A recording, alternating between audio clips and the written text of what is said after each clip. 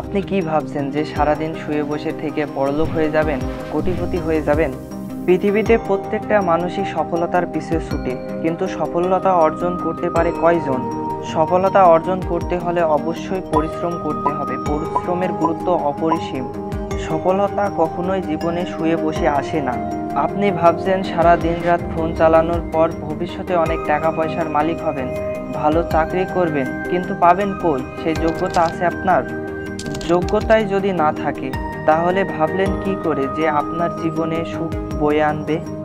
বর্তমানে বাংলাদেশের যুবকদের মাঝে অনলাইন জুয়ার এত বেশি প্রভাব পড়েছে যা তাদের সর্বোচ্চ লুটে নিচ্ছে।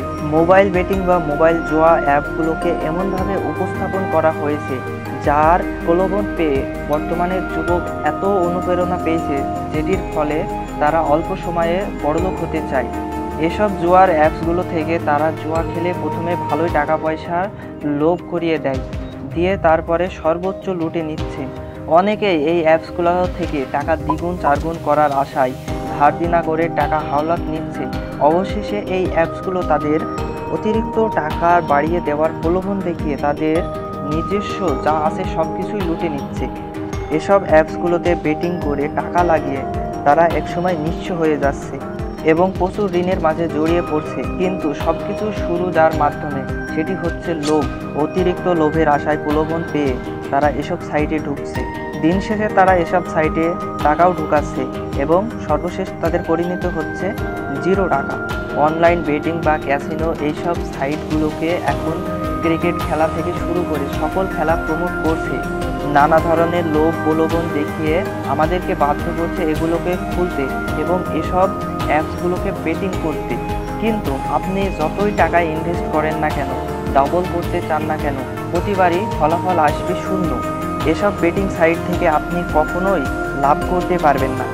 সত্যি অর্থে বোকা করে দিচ্ছে মানুষকে। এসব অনলাইন বেটিং সাইটগুলো মানুষের লোভকে জাগিয়ে তুলছে। অনলাইন সাইটগুলোতে প্রথমে ভালোই অর্থ দেয়, মানুষ ভাবে অর্থ তো ভালোই দিচ্ছে, এবার বেশি পরিমাণে অর্থ বেটিং এ লাগানো যাক। যখন বেশি পরিমাণে অর্থ ভরে ফেলে, ঠিক তখন থেকেই হারতে শুরু করে। সকল টাকা হারিয়ে গেলেও তাদের নেশা পেয়ে বসে। এই অর্থ হারানোর নেশায় তাদের আরও পেয়ে বসে। অতঃপর সেই টাকা ফিরিয়ে আনতে আবার বেটিং অ্যাপসগুলোতে টাকা ঢোকায় তারা। পুনরায় এই লোভের কারণে ব্যালেন্স হয়ে যায় শূন্য। দিন শেষে নেমে আসে তাদের মাঝে হতাশা। এসব অনলাইন বেটিং অ্যাপসগুলো দিন শেষে মানুষকে জেতাতে নয়, হারাতেই চায়। একদল ভাবে আমি সবার থেকে ব্যতিক্রম, কেউ না পারলে আমি পারবো, কেউ না জিতলে কি আমি তো জিতবো। কিন্তু ভাই, দিন শেষে আপনার ফলাফলও আসবে তাদের মতো শূন্য। তাই আমাদের উচিত এসব লোভ দেখানো সাইট থেকে দূরে থাকা, কারণ বর্তমানে এই জিনিসটা মহামারী আকারে ছড়িয়ে পড়ছে। আপনি যতই বড়লোক, যতই কোটিপতি হন না কেন, এসব অনলাইন গেমে আসক্ত হয়ে গেলে আপনাকে শূন্যে নিয়ে এসে দাঁড় করিয়ে দেবে। আপনার কাছে যা কিছু আছে সব কিছু চুষে খেয়ে নেবে।